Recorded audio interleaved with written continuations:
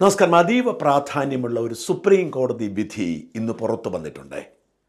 3 വർഷം മുമ്പ് കേരളത്തെ കരയിച്ച, സങ്കടക്കടലിലാഴ്ത്തിയ, വിസ്മയെ കൊലപ്പെടുത്തി അല്ലെങ്കിൽ വിസ്മയുടെ മരണകാരണമായി എന്ന് നമ്മൾ വിശ്വസിക്കുന്ന കിരൺകുമാർ എന്ന ട്രാൻസ്പോർട്ട് വകുപ്പ് ഉദ്യോഗസ്ഥൻ്റെ ശിക്ഷ സുപ്രീം കോടതി മരവിപ്പിച്ചിരിക്കുന്നു.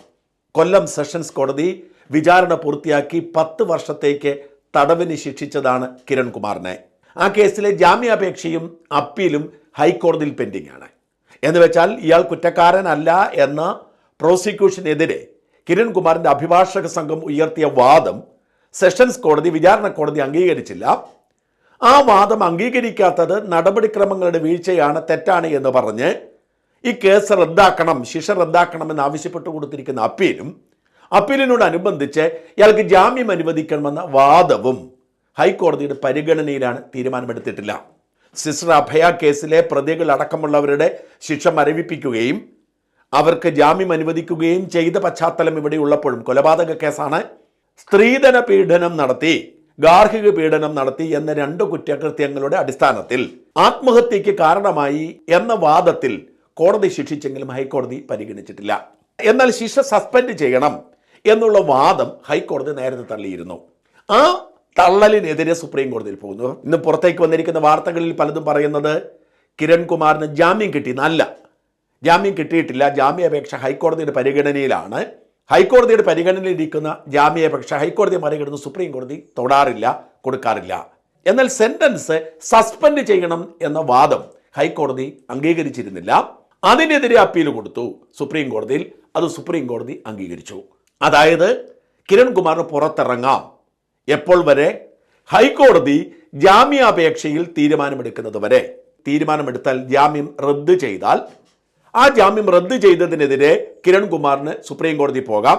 സുപ്രീം കോടതി റദ്ദ് ചെയ്താൽ ഈ സസ്പെൻഷൻ അസാധുവാകും. എന്ന് വെച്ചാൽ ഹൈക്കോടതി ജാമ്യാപേക്ഷ അടക്കമുള്ള കാര്യങ്ങളിൽ തീരുമാനമെടുത്ത് സുപ്രീം കോടതിയിൽ പോയി ഈ ജാമ്യാപേക്ഷ അടക്കമുള്ള അല്ലെങ്കിൽ കേസ് റദ്ദാക്കണമെന്ന് അടക്കമുള്ള വിഷയങ്ങളിൽ അന്തിമ തീരുമാനമുണ്ടാകുന്നത് വരെ കിരൺകുമാറിന് ഇനി പുറത്തിറങ്ങാം, പുറത്തു കഴിയാം. എന്നാൽ നിബന്ധനകളുണ്ട്. മാധ്യമങ്ങളോട് സംസാരിക്കരുതേ, ചാനലുകൾക്ക് അഭിമുഖം കൊടുക്കരുതേ എന്നതാണ് പ്രധാനപ്പെട്ട നിബന്ധന. ഇവിടെ വളരെ ഗൗരവത്തോടെ വിഷയത്തെ നമ്മൾ കൈകാര്യം ചെയ്യണം. പലപ്പോഴും സത്യം വിളിച്ചു പറയുന്നത് കൊണ്ട് മറുനാടിനെ ഇഷ്ടപ്പെടുന്നവർ പോലും മറുനാടിനെ ചിലപ്പോഴൊക്കെ പ്രതിക്കൂട്ടിലാക്കാറുണ്ട്. കാരണം അത്തരം ചില സത്യങ്ങൾ ഉൾക്കൊള്ളാൻ നമ്മുടെ സമൂഹത്തിന് കഴിയുന്നില്ല. 2 തരത്തിലുള്ള വാർത്തകൾ. ഒന്ന്, എല്ലാ മാധ്യമങ്ങളും മറച്ചു വയ്ക്കുന്ന പ്രമുഖരെക്കുറിച്ചുള്ള വാർത്തകൾ. അത് മറുനാടൻ കൊടുക്കുമ്പോൾ വലിയ പിന്തുണയാണ്, മറുനാടനെ എല്ലാവരും അംഗീകരിക്കുന്നു, ആദരിക്കുന്നു. രണ്ടാമത്, സമൂഹത്തിൻ്റെ ഒരു പൊതുധാരണയുടെ ഭാഗമായി മുമ്പോട്ട് പോകുന്ന വാർത്തകൾ, വളരെ വൈകാരികമായ വാർത്തകൾ. ആ വാർത്തകൾക്കൊപ്പം സമൂഹം നിൽക്കും. എല്ലാ മാധ്യമങ്ങളും ആ വാർത്തകൾ ആഘോഷിക്കും. ആ ഒരു മാനസികാവസ്ഥയിൽ, ജിജ്ഞാസയുടെ മകുടത്തിൽ നിൽക്കുമ്പോൾ അതിന് വിപരീതമായി സത്യം പറഞ്ഞാൽ മറുനാടനെ ഇഷ്ടപ്പെടുന്ന, മറുനാടൻ ഫാൻസ് എന്ന് വിശേഷിപ്പിക്കുന്നവർ പോലും ആശങ്കപ്പെടും. ഇത് ഏറ്റവും ഒടുവിൽ സംഭവിച്ചിരിക്കുന്ന ഉണ്ണി മുകുന്ദൻ വിഷയത്തിലാണ്. ഉണ്ണി മുകുന്ദനെ കുറിച്ച് ഞാൻ ചെയ്ത വീഡിയോ മറുനാടനെ ഇഷ്ടപ്പെടുന്നവരുടെ എതിർപ്പിന് പോലും കാരണമായിട്ടുണ്ട്. അവരുടെ തെറ്റിദ്ധാരണകൾ മാറ്റാൻ ഞങ്ങൾക്ക് പ്രയാസമുള്ളത് കൊണ്ടല്ല, ഉണ്ണി മുകുന്ദനെ കൂടുതൽ വേദനിപ്പിക്കേണ്ട എന്ന് കരുതിയത് കൊണ്ടാണ് ആ തെറ്റിദ്ധാരണ ഞങ്ങൾ സ്വമനസാലെ സ്വീകരിച്ചിരിക്കുന്നത്. അതുകൊണ്ടാണ് ആ വാർത്തയെക്കുറിച്ച് ഉണ്ണി മുകുന്ദൻ പോലും പ്രതികരിക്കാത്തത്. മാത്രമല്ല, ഉണ്ണിമുകുന്ദനെ മാർക്കോയുടെ 2ാം ഭാഗത്തിലില്ല എന്ന് ഞങ്ങൾ പറഞ്ഞത് ഇപ്പോൾ അതിന് നിർമ്മാതാക്കൾ സ്ഥിരീകരിച്ചിരിക്കുന്നു. മാർക്കോയുടെ 2ാം ഭാഗമുണ്ട്, അത് ഞങ്ങൾക്ക് മാത്രം അവകാശപ്പെട്ടതാണ് എന്ന് പറഞ്ഞുകൊണ്ട് അവർ ഉണ്ണിമുകുന്ദൻ ഉണ്ടാവില്ല, പക്ഷേ മാർക്കോയുടെ 2ാം ഭാഗമുണ്ടെന്ന് പറഞ്ഞു. ഞങ്ങൾ പറഞ്ഞൊരു പ്രധാനപ്പെട്ട വിഷയം ഇപ്പോൾ സ്ഥിരീകരിച്ചിരിക്കുകയാണ്. ഇത്തരത്തിൽ ഞങ്ങൾ പറയുന്ന, ജനങ്ങൾക്ക് കേൾക്കുമ്പോൾ ദേഷ്യം തോന്നുന്ന പലതും അത് സത്യമാണെന്ന് തെളിയുന്ന സാഹചര്യമുണ്ടാവും. വിസ്മയുടെ കാര്യത്തിൽ സംഭവിച്ചതും അതാണ്. വിസ്മയുടെ കാര്യത്തിൽ പൊതുസമൂഹം വളരെ വൈകാരികമായി ഇടപെട്ടതിൻ്റെ കാരണം ആ പെൺകുട്ടിയുടേതായി പുറത്തു വന്ന നുണക്കുഴിയുള്ള കുറി തൊട്ട ഒരു ചിത്രം മാത്രമാണ്. യഥാർത്ഥത്തിൽ അത്രയും സൗന്ദര്യവും നിഷ്കളങ്ക ഭാവവും വിസ്മയയ്ക്ക് ഉണ്ടായിരുന്നോ എന്ന് നമുക്കറിയില്ല, നമ്മളാരും നേരിട്ട് കണ്ടിട്ടില്ല. എന്നാൽ ആ ചിത്രം എല്ലാവരെയും ആകർഷിക്കുന്നതായിരുന്നു. നുണക്കുഴിയുള്ള സൗമ്യഭാവമുള്ള കുറി തൊട്ട ആ ചിത്രമാണ് വാസ്തവത്തിൽ ആളുകളെ ഇത്രയേറെ വൈകാരിക വിക്ഷോഭത്തിലേക്ക് തള്ളിവിട്ടത്. ഇങ്ങനെ ഒരു പെൺകുട്ടി, സുന്ദരിയായ മിടുക്കിയായ ഒരു പെൺകുട്ടി, അവൾ ആയുർവേദ ഡോക്ടർ പഠിക്കുകയാണ് എന്നാണ് അന്ന് വാർത്ത വന്നത്. അങ്ങനെ ഒരു പെൺകുട്ടിയെ ഇയാൾ ഈ സ്ത്രീധനത്തിന് വേണ്ടി, അത് പണമുണ്ടായിട്ടും സ്ത്രീധനം ചോദിച്ച്, പണം ചോദിച്ച്, സ്വർണം ചോദിച്ച് മരണത്തിലേക്ക് തള്ളിവിട്ടല്ലോ എന്നോർത്തപ്പോഴുണ്ടായ ഒരു വിഷമം. എന്ന് മാത്രമല്ല തല്ലിക്കൊന്ന് കെട്ടിത്തൂക്കി എന്ന തരത്തിലായിരുന്നു ഒന്ന് വാർത്ത വന്നത്. മരണത്തെക്കുറിച്ചുള്ള വിശദാംശങ്ങളൊക്കെ പുറത്തു വന്നത് അങ്ങനെയായിരുന്നു. എന്നാൽ പോലീസ് ആ വാദം ഉപേക്ഷിച്ചു. ആത്മഹത്യയാണ് എന്ന് പോലീസ് പറഞ്ഞു. പോലീസിന്റെ കുറ്റപത്രത്തിൽ അങ്ങനെ തന്നെയാണ്. ആ കുറ്റപത്രവും അനുബന്ധ രേഖകളും നേരിട്ട് പരിശോധിച്ചപ്പോൾ ഞാൻ ഞെട്ടിപ്പോയിരുന്നു. പോലീസിന്റെ വാദത്തിനൊന്നും കാര്യമായ കൃത്യമായ തെളിവുകളില്ല എന്ന് കണ്ടെത്തിയിരുന്നു. വിചാരണ കോടതി പക്ഷേ പ്രോസിക്യൂഷന്റെ വാദമാണ് അംഗീകരിച്ചത്. സാഹചര്യ തെളിവുകൾ വിചാരണ കോടതി സമ്മതിച്ചു, അതിന് പേര് ശിക്ഷിച്ചു. ഹൈക്കോടതിക്ക് കിരൺകുമാറിന് ഒരു സഹതാവും ഉണ്ടായിരുന്നില്ല. അതുകൊണ്ടാണ് കഴിഞ്ഞ 3 വർഷമായും കേസ് പരിഗണിക്കാതിരുന്നത്. എന്നാൽ സുപ്രീം കോടതി സ്റ്റേ അനുവദിച്ചു. 3 വർഷം മുമ്പ് മറുനാടൻ കൊടുത്ത വാർത്തയിലെ കുറച്ച് ഭാഗങ്ങൾ ഇവിടെ ഞാൻ കേൾപ്പിക്കാം.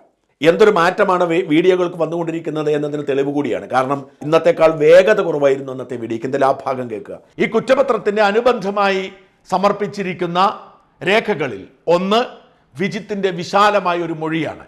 ആ മൊഴി പകർപ്പ് മുഴുവൻ ഞാൻ വായിച്ചു നോക്കി, എൻ്റെ കയ്യിൽ ലഭ്യമാണ്. അതിൽ ഒരു പേജ് പ്രേക്ഷകർ കേൾക്കുക. ശാസ്താംകോട്ട ഡിവൈഎസ്പി രാജ്കുമാർ സമർപ്പിച്ചിരിക്കുന്ന ആ സ്റ്റേറ്റ്മെന്റിൽ 03/09/2021 സമർപ്പിച്ചിരിക്കുന്ന സ്റ്റേറ്റ്മെന്റിൽ വിജിത്തിന്റെ മൊഴിയായി ഇങ്ങനെ പറയുന്നു. നിലമേൽ വില്ലേജ് കൈതോട് പിഒയിൽ കൈതോട് മുറിയിൽ KMM ഹൗസിൽ ത്രിവിക്രമൻ മകൻ 27 വയസ്സുള്ള വിജിത് വി നായർ കൂടുതലായി പറഞ്ഞിട്ടുള്ളത്, മാളു അവളുടെ വിവാഹത്തിന് മുൻപ് ഒരു ദിവസം അവളുടെ വിവാഹം കഴിഞ്ഞാൽ ഭർത്താവിനൊപ്പം സുഖമായി ജീവിക്കും, പിന്നെ എന്നെ ഒരു കാര്യവും ഇല്ല എന്ന് പറഞ്ഞു. അതായത് വിജിത്തിനെ. അപ്പോൾ ഞങ്ങൾ വഴക്കായി, തമാശയ്ക്ക് പിടിവലി കൂടി, ഞങ്ങൾ രണ്ടുപേരും മറിഞ്ഞു വീണു, എൻ്റെ കൈ തട്ടി ഗ്ലാസ് ഉടഞ്ഞു, എനിക്ക് നല്ല വേദനയുണ്ടായത് കാരണം ഞാൻ അവളോട് മിണ്ടാതെ വഴക്കിട്ട് പോയിരുന്നു. ആ ദിവസം മാളുവാണ് രേവതിക്ക് എനിക്ക് പരിക്ക് പറ്റിയതിൽ വിഷമമുണ്ടെന്നും മറിഞ്ഞു വീണ് അവൾക്ക് പരിക്ക് പറ്റി എന്നൊക്കെ പറഞ്ഞത്. പിറ്റേ ദിവസം തന്നെ അവൾ വന്ന് സാധാരണ പോലെ ഇടപഴകുകയും ചെയ്തു. രേവതിക്ക് അന്ന് മാളു അയച്ചു കൊടുത്തിരുന്ന ഫോട്ടോകൾ കൂടി രേവതിയുടെ മൊബൈൽ ഫോണിൽ കിടന്നിരുന്നത് കൂടിയാണ് പത്രക്കാരുടെ ആവശ്യപ്രകാരം നൽകിയത് എന്ന് എനിക്ക് ഇപ്പോഴാണ് മനസ്സിലായത്. മാളു മരിച്ച ദിവസം രാവിലെ പത്രക്കാർ പരിക്ക് പറ്റിയ ചിത്രങ്ങൾ ഉണ്ടോ എന്ന് ചോദിച്ചപ്പോൾ ഞാൻ രേവതിയോട് ചോദിക്കുകയും രേവതി അയച്ചു തന്നത് ഞാൻ ആവശ്യപ്പെട്ടവർക്ക് അയച്ചു കൊടുത്തിട്ടുണ്ട്. ഇപ്പോഴാണ് എനിക്ക് ആ ചിത്രങ്ങൾ മാളുവിന്റെ വിവാഹത്തിന് മുൻപുള്ളതാണെന്ന് മനസ്സിലായത്. വിസ്മയ ഉപയോഗിച്ചിരുന്ന നമ്പർ പറയുന്നു എന്ന നമ്പറിലുള്ള സിം കാർഡും രേവതി ഉപയോഗിച്ചിരുന്ന നമ്പർ പറഞ്ഞു എന്ന സിം കാർഡും എൻ്റെ പേരിൽ എടുത്തിട്ടുള്ളതാണ്. ആലോചിച്ച് നോക്കിയേ.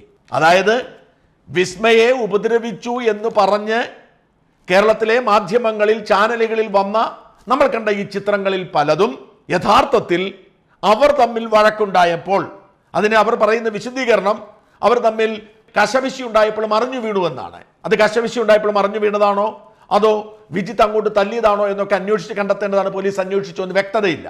പക്ഷെ എന്തായാലും വിജിത്തിന്റെ ശരീരത്തിൽ പാടുള്ളതെന്ന് നമുക്കറിയില്ല. വിസ്മയുടെ ശരീരത്തിലെ മുഖത്തെ കയ്യിലെ ഒക്കെ പാടുകളുണ്ട്. ഈ ചിത്രങ്ങളാണ് അന്നത്തെ മാധ്യമങ്ങളിൽ നിറഞ്ഞു നിന്നത്. ഈ പരിക്കുകൾ കിരൺകുമാറിന്റെ സൃഷ്ടിയല്ല, നേരെ മറിച്ച് വിജിത്തിന്റെ സൃഷ്ടിയാണ് എന്ന് വിജിത്ത് കൊടുത്തിരിക്കുന്ന മൊഴിയാണിത്. ഞാൻ പറയുന്നത് നമ്മൾ കേൾക്കുന്നതും കാണുന്നതുമല്ല പലതും എന്നതിന് തെളിവായി മാറുന്നു. യഥാർത്ഥത്തിൽ ഇത്തരം ഒരുപാട് ദുരൂഹതകൾ, ഒരുപാട് വ്യത്യാസങ്ങൾ ഈ കേസിലുണ്ടായിരുന്നു. നമ്മളൊക്കെ വളരെ വൈകാരികമായി വിഷയത്തെ എടുത്തത് കിരൺകുമാർ തല്ലിയതിൻ്റെ പാടും ഉപദ്രവിച്ചതിന് ചിത്രങ്ങളുമൊക്കെ വെച്ചാണ്. എന്നാൽ അതൊന്നും യാഥാർത്ഥ്യമല്ല എന്ന തരത്തിലേക്ക് കാര്യങ്ങൾ നീങ്ങിയിരുന്നു. ഇതടക്കമുള്ളവ സുപ്രീം കോടതി പരിഗണിച്ചു എന്ന് വേണം മനസ്സിലാക്കാൻ. അല്ലെങ്കിൽ സുപ്രീം കോടതി ഹൈക്കോടതിയെ മറികടന്നുകൊണ്ട് സെന്റൻസ് സസ്പെൻഡ് ചെയ്ത് കൊടുക്കില്ല. വാസ്തവത്തിൽ സത്യം എങ്ങനെയാണ്? ഒരു വലിയ വൈകാരിക വിക്ഷോഭത്തിന് പുറത്ത് ജനങ്ങൾ സഞ്ചരിക്കുമ്പോൾ അതിൻ്റെ പുറകെ ജനങ്ങൾ പോകും. യഥാർത്ഥത്തിൽ അങ്ങനെ ആവണമെന്നില്ല. ഇവിടെ കിരൺകുമാർ ഒട്ടും നല്ലവനൊന്നുമല്ല, ഒരു തർക്കവും വേണ്ട. കിരൺകുമാർ ഈ പെൺകുട്ടിയെ ഗാർഹിക പീഡനം നടത്തി, സ്ത്രീധന പീഡനം നടത്തി, കൊലപാതകം നടത്തി എന്നൊക്കെ പറയുന്നത് നിയമപരമായി ശരിയായിരിക്കണം. ഇതൊക്കെ സാഹചര്യ തെളിവ് മാത്രമാണ്. എന്ന് മാത്രമല്ല, പൊതുജനത്തിന്റെ ആ വികാരത്തിനനുസരിച്ചുള്ള ഒരു നിലപാടായിരുന്നു എന്ന് സുപ്രീം കോടതിക്ക് പോലും ബോധ്യമാവുന്ന സാഹചര്യമുണ്ടായി. ഞാൻ കിരൺകുമാറിനെ ന്യായീകരിക്കാൻ ഇറങ്ങിയതല്ല.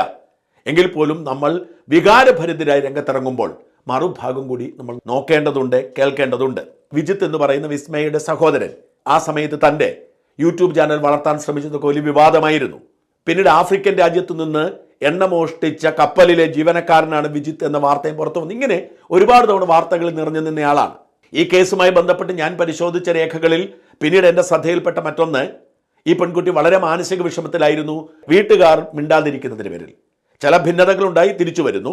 വീട്ടിൽ വന്നിട്ട് വീട്ടുകാർ അങ്ങോട്ട് പോകണ്ടെന്ന് പറയുന്നു. പക്ഷേ വിസ്മയ വീട്ടുകാരറിയാതെ ഒരുവിധം ഒളിച്ചോടുകയാണ് ഭർത്താവിൻ്റെ അടുത്തേക്ക്. അതോടുകൂടി വീട്ടുകാരെ ധിക്കരിച്ചു എന്നതിൻ്റെ പേരിൽ വീട്ടുകാർ, അതായത് വിസ്മയുടെ പിതാവും സഹോദരനും ഒക്കെ മിണ്ടാതിരിക്കുമ്പോൾ പലതവണ വിസ്മയെ വിളിച്ച് അച്ഛനോടൊന്ന് മിണ്ടാൻ പറയണം എന്ന് കരഞ്ഞു പറയുന്നതിൻ്റെ ഓഡിയോ ദൃശ്യങ്ങളൊക്കെ തെളിവായി കോടതിയിൽ ഹാജരാക്കിയിരുന്നു. ഒരുപക്ഷെ വീട്ടുകാരുടെ തിരസ്കാരം കൂടി ആവാം മരണകാരണം എന്ന നിഗമനത്തിലേക്ക് എത്തണമെന്നായിരുന്നു കിരൺകുമാറിന്റെ അഭിഭാഷകന്റെ വാദം. അത്തരം ഒരുപാട് തലങ്ങൾ ഈ വിഷയത്തിനുണ്ട് എന്ന് നമ്മൾ മറക്കരുത്. കൊല്ലം ബാറിലെ പ്രമുഖ അഭിഭാഷകനായ അഡ്വക്കേറ്റ് സി പ്രതാപചന്ദ്രൻ പിള്ളയാണ് കിരൺകുമാറിന് വേണ്ടി കേസ് വാദിച്ചത്. Advocate Vibhu R Nair, advocate Shine S Munroethuruthu, advocate Bijulal എന്നിവരും കേസ് ടീമിന്റെ ഭാഗമായിരുന്നു. അഡ്വക്കേറ്റ് ദീപക് പ്രകാശാണ് സുപ്രീം കോടതിയിൽ കിരൺകുമാറിന് വേണ്ടി വാദമുഖങ്ങൾ ഉയർത്തിയത്. നമ്മുടെ മുമ്പിൽ കേൾക്കുന്ന പല വാർത്തകളും നമ്മൾ അറിയുന്നതിനപ്പുറത്തേക്ക് വ്യാപ്തിയുണ്ട് എന്നതിന് തെളിവാണ് കിരൺകുമാറിന്റെ കേസിലെ സെന്റൻസ് സസ്പെൻഡ് ചെയ്തുകൊണ്ട് സുപ്രീം കോടതി ഇന്ന് പുറപ്പെടുവിച്ച വിധി.